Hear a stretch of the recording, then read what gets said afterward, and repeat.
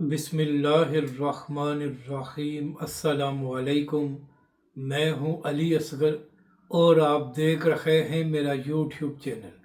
नाज़रीन कराम, सानिया मुरीदके के दूसरे दिन जब मुफ्ती मुनीब साहब ने मीडिया से बात की थी तो मुफ्ती साहब की जानिब से भी यही मुतालबा किया गया था कि हमें बताया जाए कि मुरीदके में कितने लोग शहीद हुए हैं और कितने ज़ख्मी हैं, और इसके साथ साथ तहरीक लब्बैक के कायदीन कहाँ पर हैं। और मुफ्ती साहब ने यह भी कहा था कि जो लोग शहीद हुए हैं उनकी मैयतों को भी वर्सा के हवाले किया जाए। फिर नाज़रीन कराम, चंद दिन पहले जो तंज़ीमात अहले सुन्नत का एक अहम इजलास हुआ है तो वहाँ पर भी यही मुतालबा किया गया कि मुरीदके में जो लोग शहीद हुए हैं उनकी तादाद बताई जाए और इसके साथ साथ उनकी मैयतों को भी वर्सा के हवाले किया जाए। इसी हवाले से तहरीक लब्बैक पाकिस्तान भी कई बार सोशल मीडिया पर यह मुतालबा कर चुकी है कि हमारे जो लोग मुरीदके में शहीद हुए हैं उनकी मैयतों को वर्सा के हवाले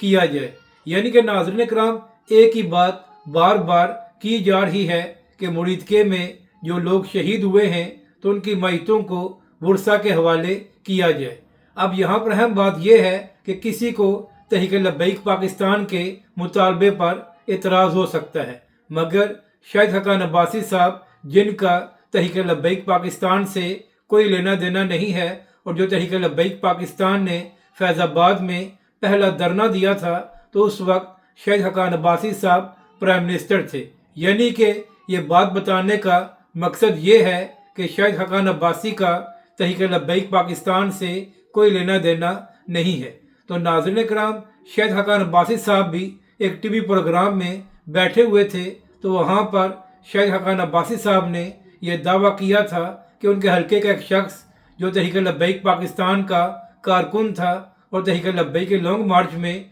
मौजूद था, तो वो भी मुरीदके में शहीद हुआ है, मगर पुलिस वाले उसकी मैयत को उसके घर वालों के हवाले नहीं कर रहे और पुलिस वाले ये कह रहे हैं कि पहले वर्सा हमें यकीन दहानी कराएं कि आप मुकदमा दर्ज नहीं करेंगे, इस हवाले से बात नहीं करेंगे तो तब भी आपको मैयत वापस मिलेगी। यानी कि एक ऐसा शख्स जिसका तहरीक लब्बैक से कोई ताल्लुक नहीं है, वो नेशनल टीवी पर बैठकर ये कह रहा था कि पुलिस वाले मैयत को वर्सा के हवाले नहीं कर रहे। तो अब इसी हवाले से एक और वीडियो सामने आई है जहां पर एक खातून ये दावा कर रही है कि मुबैना तौर पर उनका बेटा मुरीदके में शहीद हो गया था और अब पुलिस वाले उसकी मैयत को भी वापस नहीं कर रहे। इसके साथ साथ उस खातून की जानिब से ये भी दावा किया गया कि मुबैना तौर पर वो 2 लाख से ज़ायद पैसे भी दे चुकी है, मगर अभी तक उसके बेटे की मैयत को हवाले नहीं किया गया।